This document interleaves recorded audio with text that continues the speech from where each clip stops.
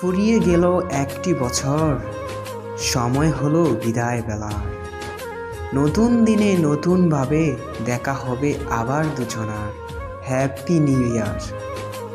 যেটুকু ভুল ছিল শুধরে নিও, না পাওয়ার কষ্টটুকু ভুলে যেও। সবারে বাসবে ভালো, এই প্রত্যয়ে শুরু হোক নতুন বছর। আকাশের জন্য নীলিমা, তোমার জন্য পূর্ণিমা। পাহাড়ের জন্য ঝর্ণা, নদীর জন্য মোহনা।